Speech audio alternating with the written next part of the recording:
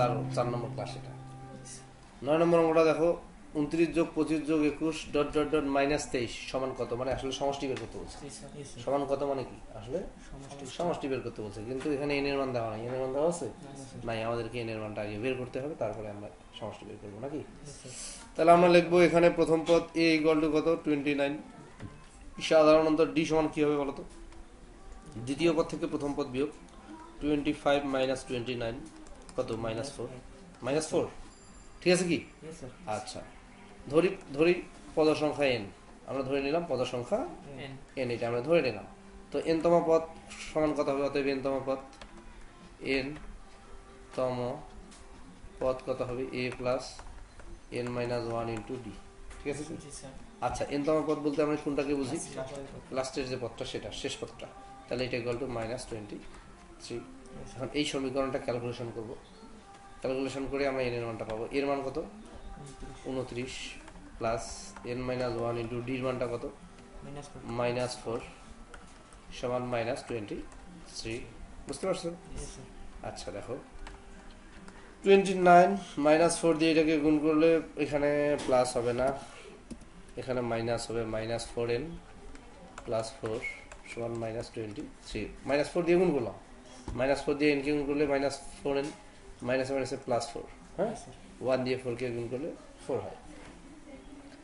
আচ্ছা দেখো 29 আর 4 কত 33 -4n সমান কত -23, বা -4n সমান কত হবে, পক্ষান্তর করে নিই, -23 -33টাকে পক্ষান্তর করে নিলাম তাই না। তাহলে -4n সমান কত হয় -56 56, মাইনাস মাইনাস কাটা গেল, তাহলে n সমান কত হচ্ছে 56/4, 4 14 56, অতএব n সমান কত 14। তাহলে n এর মানটা আমরা পেয়ে গেলাম। এখন আমরা সমষ্টি নির্ণয় করবো নাকি। অতএব সমষ্টি s সমান কত, সূত্রটা কি বলতো, n/2 into 2a plus n minus 1, sorry ভুল হয়ে গেল, হ্যাঁ n-1 ইন্টু ডি, এটা কিন্তু প্লাস চিহ্ন, ঠিক আছে এইখানে একটা, আচ্ছা যাই এটা প্লাস চিহ্ন। তো আমরা এখন মান বসাই, এন এর মান আমরা কত পাইলাম 14, 2 ইন্টু এর মান কত 29, এন এর মান হলো 14 -1 ইন্টু ডির মানটা কত ছিল -4, ঠিক আছে না, মানগুলো সব বসাইলাম। আচ্ছা 14/2, 29 দুগুণা কত হয় 58, 14 আর একে বিয়োগ করলে কত হয় 13 ইন্টু -4, আচ্ছা 14/2 মাইনাস 4 মাইনাস কেন হলো,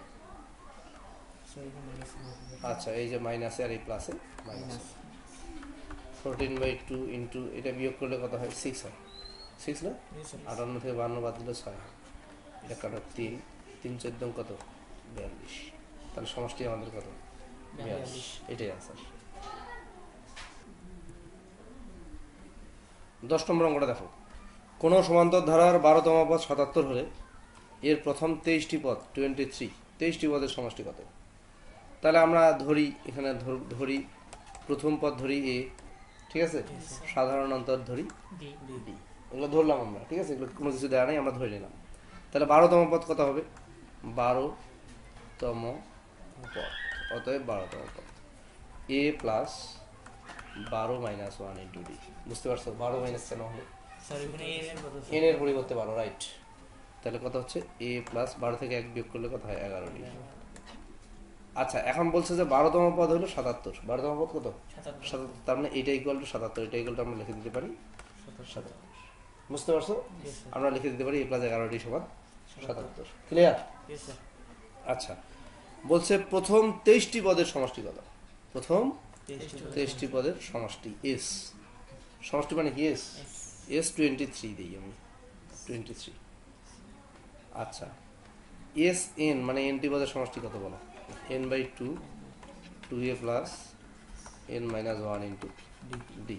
তাহলে 23টি পদের সমষ্টি কি হবে, এন এর জায়গায় কত বসবে 23,